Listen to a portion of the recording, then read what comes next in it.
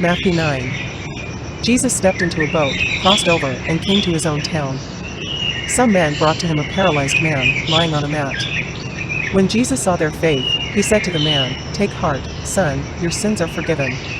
At this, some of the teachers of the law said to themselves, "This fellow is blaspheming." Knowing their thoughts, Jesus said, "Why do you entertain evil thoughts in your hearts? Which is easier, to say, 'Your sins are forgiven,' or to say, 'Get up and walk'? But I want you to know that the Son of Man has authority on earth to forgive sins." So he said to the paralyzed man, "Get up, take your mat, and go home." Then the man got up and went home. When the crowd saw this, they were filled with awe, and they praised God, who had given such authority to man. As Jesus went on from there, he saw a man named Matthew sitting at the tax collector's booth. "Follow me," he told him, and Matthew got up and followed him. While Jesus was having dinner at Matthew's house, many tax collectors and sinners came and ate with him and his disciples. When the Pharisees saw this, they asked his disciples, "Why does your teacher eat with tax collectors and sinners?" On hearing this, Jesus said, "It is not the healthy who need a doctor, but the sick. But go and learn what this means. I desire mercy, not sacrifice. For I have not come to call the righteous, but sinners." Then John's disciples came and asked him, "How is it that we and the Pharisees fast often, but your disciples do not fast?"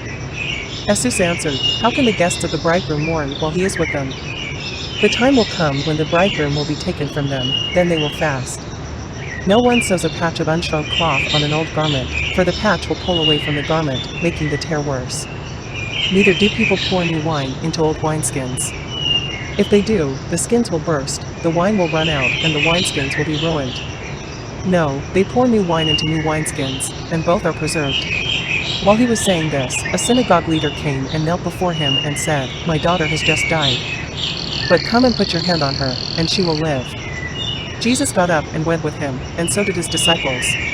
Just then a woman who had been subject to bleeding for 12 years came up behind him and touched the edge of his cloak.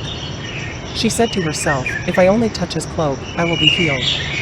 Jesus turned and saw her.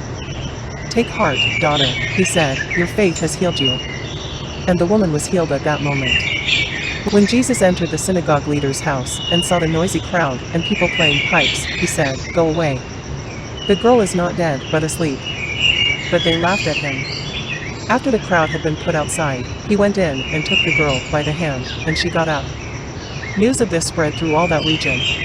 As Jesus went on from there, 2 blind men followed him, calling out, "Have mercy on us, Son of David." When he had gone indoors, the blind men came to him, and he asked them, "Do you believe that I am able to do this?" "Yes, Lord," they replied.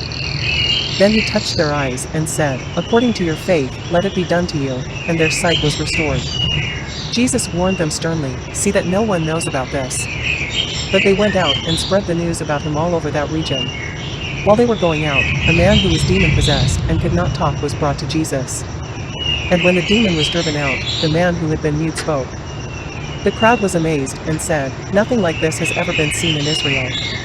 But the Pharisees said, "It is by the prince of demons that he drives out demons." Jesus went through all the towns and villages, teaching in their synagogues, proclaiming the good news of the kingdom and healing every disease and sickness. When he saw the crowds, he had compassion on them, because they were harassed and helpless, like sheep without a shepherd. Then he said to his disciples, "The harvest is plentiful, but the workers are few. Ask the Lord of the harvest, therefore, to send out workers into his harvest field."